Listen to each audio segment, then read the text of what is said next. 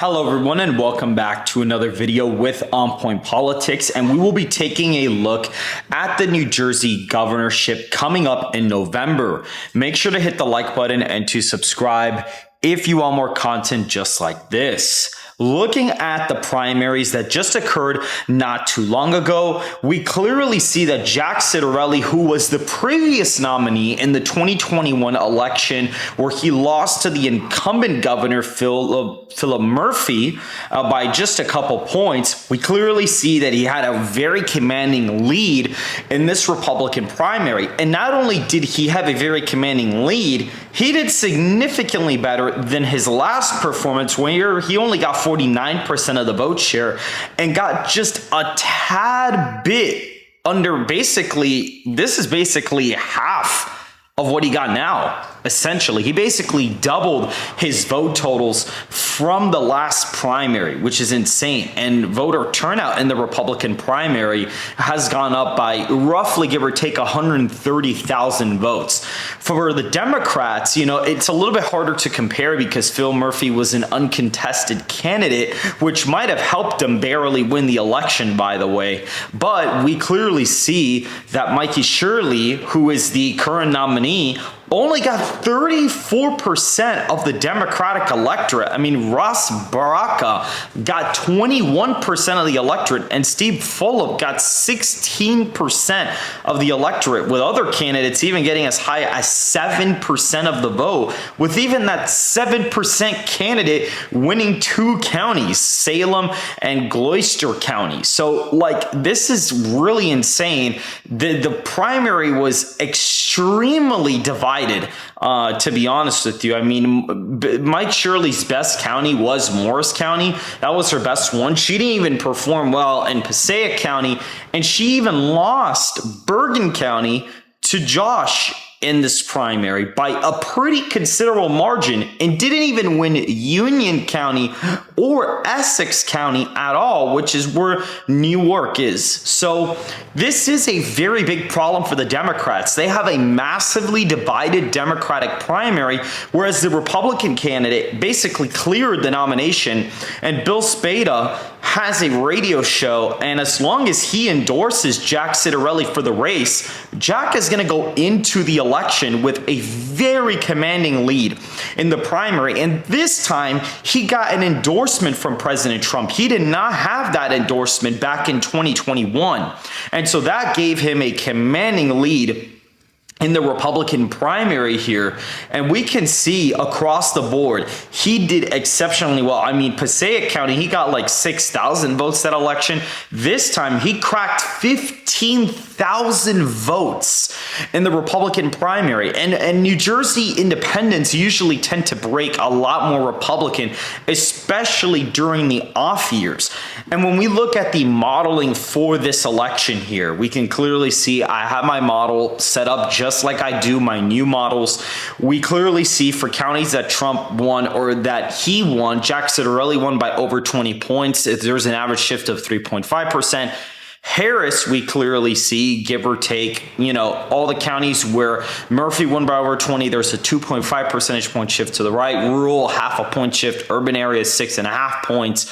Suburban areas and areas that are over 0.5% white, I do expect some reversion there. I also think Shirley will do a little bit better with college educated voters, and will even do decent amongst plus 65-year-old voters, but will kind of struggle with younger voters. And I think Cidelli will actually gain with Hispanic, Black, and non-white voters due to the Trump endorsement.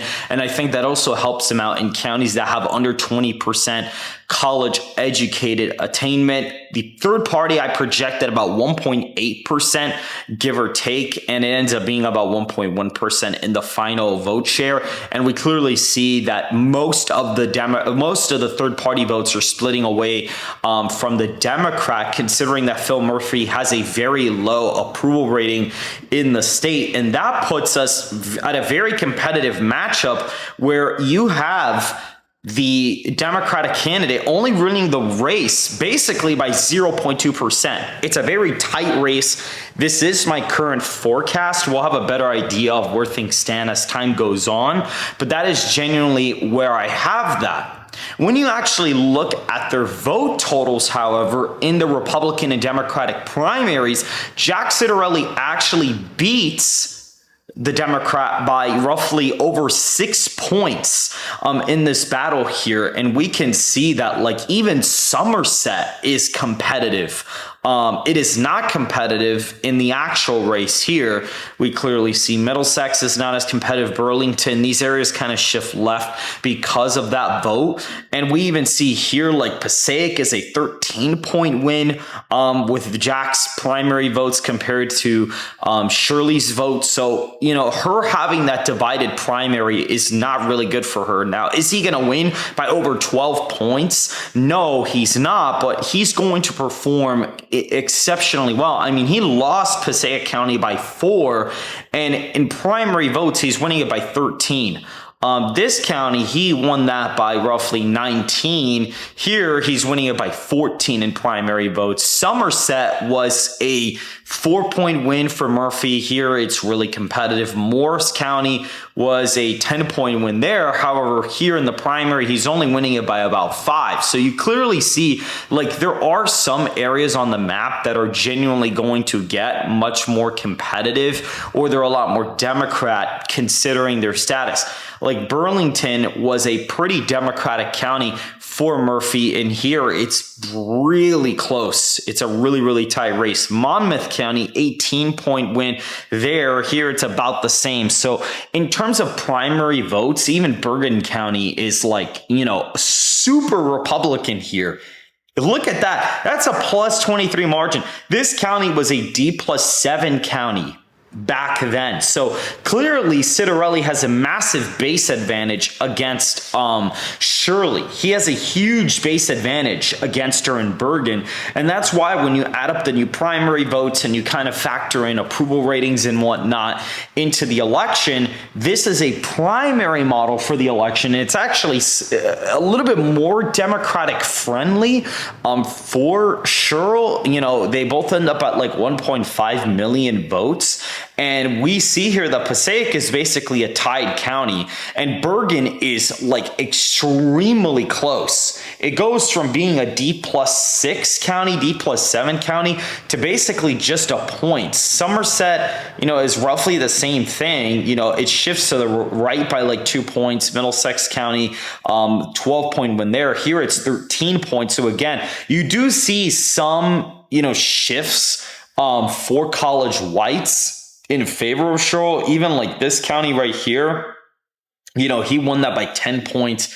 Here it's about a 13-point win. I believe Atlantic, you know, he improves in Atlantic as well. Like he does perform better in some of these places, like the rural areas, some of these, like, you know, Ocean County, a 40-point win there. Here in the last election, it wasn't 40 points, but it was close to that. So in the super red areas, like he does slightly better than before, but in some of these like middle ground areas, especially up in the northeastern part of the state, he performs significantly better. I mean, Passaic County was about a 4.5-point win for Murphy, and here it's basically like a statistical tie. In my election forecast, I also have it as a tie. It's actually really close. Some of these areas are a little bit bluer given their status as like, given their sort of status as like, you know, suburban areas, they kind of end up shifting to a degree, you know, to the right. So these are different models, but at the end of the day, whether you're looking at a primary model or you're looking at my estimated turnout model,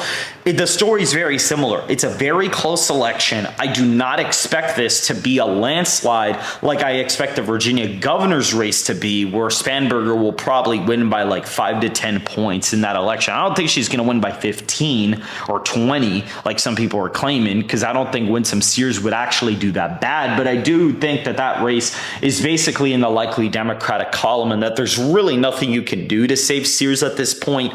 I do believe that that is the case. Going back to the video, we can clearly see that surely in this election, it's really close. Third-party turnout is relatively low. Not very common, you know, in a lot of the counties, basically like 1%ers, you know, not even 1% in some of the counties in terms of like third-party turnout. But the biggest sign for Republicans for this race going well is that when you take Jack Cidelli's primary votes and you take Shirley's primary votes, you get a super charged up Republican base in a lot of these counties.